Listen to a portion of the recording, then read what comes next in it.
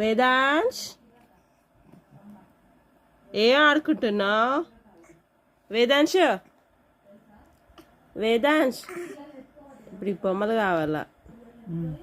బొమ్మలు కావాలా? ఇప్పుడు మేకలు కావాలా?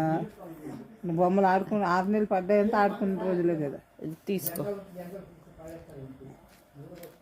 బంతులు కావాలా? బంతులు, బూరలు కావాలా? ఇంత ఇంట్రెస్టెడ్గా ఆడుకుంటున్నాడు చూసా. దాన్ని ఎట్లా చేయాలా అని చూస్తా. వేదాంశ్ వేదాంశ్ అన్నీ నోట్లే